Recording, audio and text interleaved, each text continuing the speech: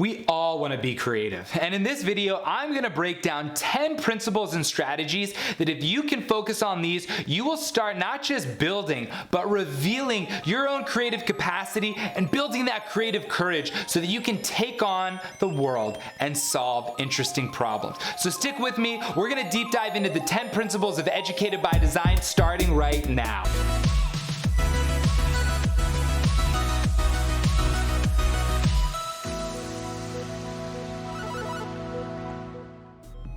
Hey everybody, this is Michael Cohen, the Tech Rabbi, and welcome back to the channel. If you are new here, please consider subscribing, and of course at any time you find value in this video, please consider giving it a like below. We talk about a lot of things on this channel. We talk about technology, ways to use technology to get things done. We talk a lot about design, and I think that that falls under this doing part of creativity that sometimes gets lost in the true definition of what creativity is, and it is the thought process that goes into coming up with solutions to solve the problems that you face. And so this can manifest in so many different ways besides creating art or creating design, creating media. It's about that way that you think, that you start to do, and right now we are going to get into the principles of Educated by Design. The book that I published, the link in the description below for you to get a copy, as well as the study guide. Now, it's not a study guide like it's a test. It's a study guide that's gonna help you dig deeper and to just be a little bit more conscious of not just my thought process, but actually the thought process of about 45 people that helped me peer review this after they read the book. So let's get going. The mindset piece. This is like a huge obstacle for people. So the first principle is really the hardest one, and that's why it's the first one. It's the big obstacle. It's that mindset, not a talent, not an art set. So many of us go through life because we were in second or third grade and we were told that we're not creative. Why? Because we made some sort of art and someone said it wasn't good, or we tried to do something that we were told was creative, and then because that thing was not praised, that thing was not celebrated, we then defined our creativity at that very moment, and then we live the rest of our lives with that mindset. So I think that's what's really important, is to understand that creativity manifests in a lot of different things. First is observation. How do you look at the world? Are you paying attention to the details around you? Are you looking for the things that others don't notice? Because if you start to, you're gonna really see that your idea generation is going to probably double, if not triple, by just always looking for things around you, whether it is in the world as you're taking a walk, whether it's when you're reading a book or watching a movie, or whatever it is that you're engaged in that other people are engaged in.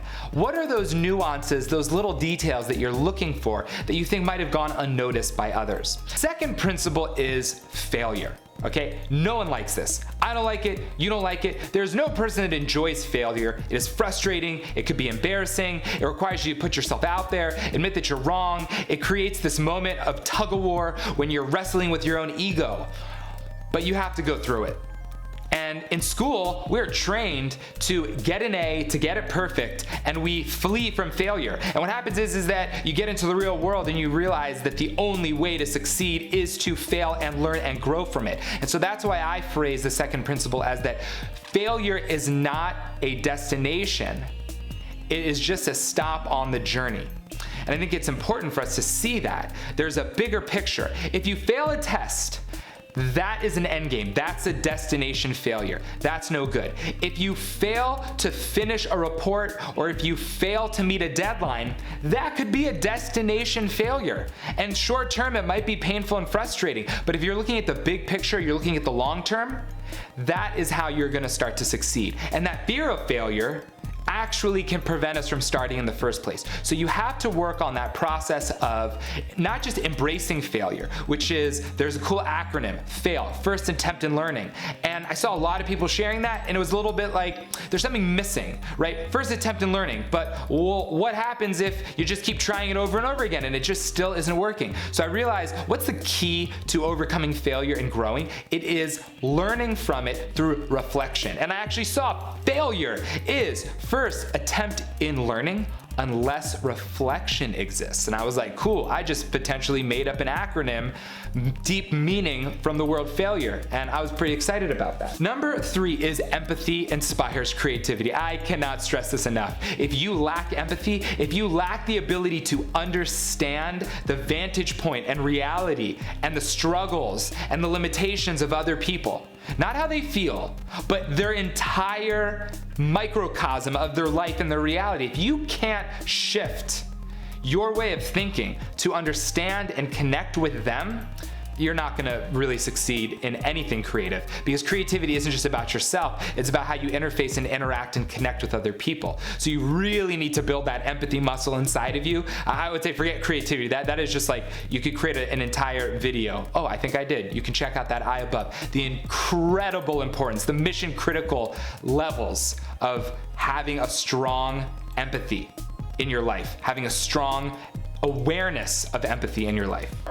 Number 4, collaboration is a prerequisite for innovation. The days of solo innovation are gone. And in fact, they probably never existed. You think Edison created the light bulb, you think that Einstein created the theory of relativity, you think of all these moments of these people that are credited. You have Newton, you have Galileo, that it was just them sitting by themselves, never interacting with anybody. And while they might have secluded themselves quite often, they did collaborate. They collaborated on many things before they arrived at their major breaking point that would allow them to be credited with such a scientific or innovative breakthrough. You have to be working with people. You have to not look at cooperating, collaborating. What's collaborating? Collaborating is when you understand and identify and you're aware of your skills, your unique abilities, and then you have the ability to identify those in other people, hopefully, or they are really good at identifying themselves, and then you find that crossover. So if you have somebody that is good at drawing and you're incredible at narrating and at speaking, maybe you should create some sort of cool animation content,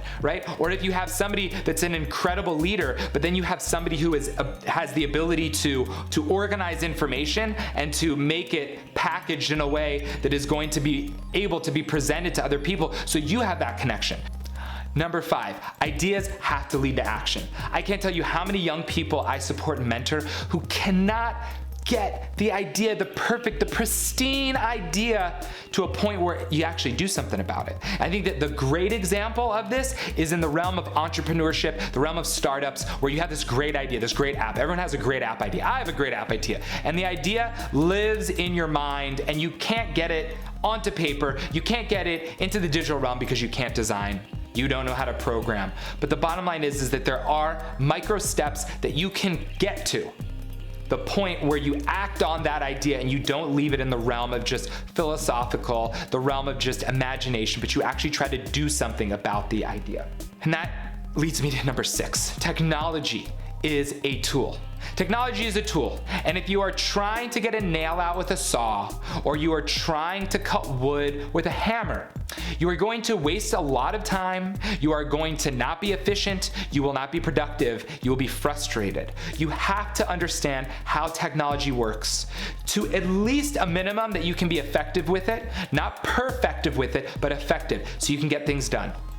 I promise you, if you're watching this and you are under the age of 25, if you can master presentation skills, presentation software, content creation, some sort of design skill with visual presentation, you are going to stand out in your professional roles, I would say twice as much as someone who lacks that. So yes, you find your niche, you find your specialization, you find your skill, you get a degree and you're gonna focus on that, but you have to have a broad set of skills to communicate in this world. We're talking AR, we're talking VR, not quite there yet, but presentation skills right now, the ability to talk on camera, the ability to talk in front of an audience, the ability to create striking visual content for presentation decks, for designs in some way to share on social media or in print or on the web, on a website. You have to have these skills. And there's so many pieces of technology that are making it super easy for you. I would say when you're talking about design skills, I learned Photoshop before there was Google. It was incredibly difficult. You now have YouTube, so you can learn Photoshop or you can learn Adobe Spark. You can learn how to web design or you can use Squarespace.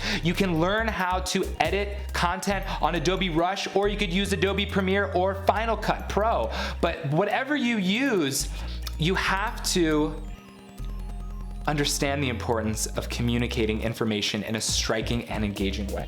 Number 7, don't wait for permission. You'll never have permission. You'll never be good enough. I just had a conversation with a student who said that, the 10,000 hour rule, like if you just get to 10,000 hours, so then you're gonna be a master. I was like, yeah, you know how you get to 10,000 hours? The first second, the first minute, the first hour, the first 100 hours. So you just have to start. You can't figure out when you're going to be ready. You just have to do it. And I think one of the cool things about YouTube is that, put out 100 videos and you're gonna be 10 times better than if you sit and try to perfect the first 5. So whatever you are doing, whether it is content creation, whether it's presentations, whatever it is, do not wait for permission, okay? Now, unless you're my doctor, then please wait for permission because you got a medical degree and then you did your residency, right? There are a couple examples. Be like, oh, lawyer, yeah. Okay, so there's certain things, there's rules.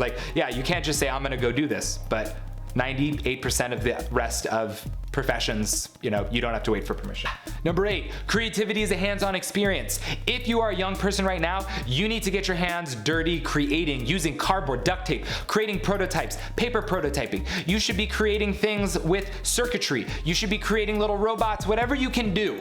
And if you're a parent, make sure your kids do that. And if you're a teacher, make sure your students do that. We're not talking about things that cost $300, $400, $500 per person to be using. We're talking about a microcomputer that costs $40 that you can literally program, an automation that can make your toaster smart for 40 bucks and maybe, 50, 60 hours of your time.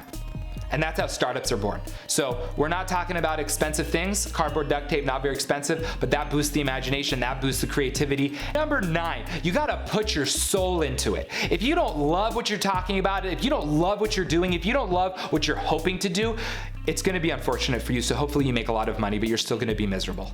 You need to be able to put your total energy into doing it. And how is that? Usually it's because you believe that it's bringing value to other people. And that leads me to number 10, which is stay humble.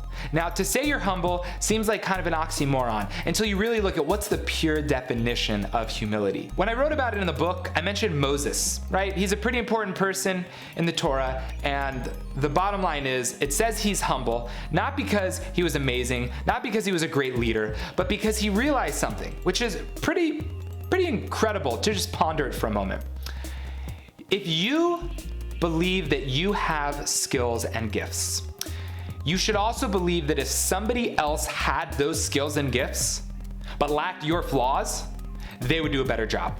Now, obviously you have to admit that you have flaws. You have to be okay with those flaws and acknowledge them, but then also celebrate those skills and abilities that you have as well. So humility is about being able to see how you do great things, but that there are others that could potentially achieve more. But I heard a really powerful additional insight into humility. Humility is not about thinking of yourself less. It's about thinking of others more. So if you're always focused on my skills and my gifts and my abilities and my talents are to help others, to improve the lives of others, so then that humility is going to deflate your ego. So those are the 10 principles of creativity. If you have clarity on the steps, the areas to focus on, right? If you have the awareness of these different principles, there's no real order to them, I think except for the first one, which is that mindset versus that talent. But if you start to work on them, if you support others in starting to work on them, so 2, 3, 4 years, you can really amplify that. And the reason for that is that what I just shared is not something that's gonna help you get something you're missing. Creativity is vested inside of us. It's in our soul, and we all have creative abilities, incredible creative abilities. What we need is the creative courage, the creative confidence, that ability to just do, just try and fail and grow and evolve and collaborate and have empathy and use technology. And then we reveal that creativity that we had all along. So hopefully you're prepared, you're psyched to build your creative capacity. Let me know on social media how the journey goes using the hashtag #EducatedByDesign. Until next time, thanks for watching.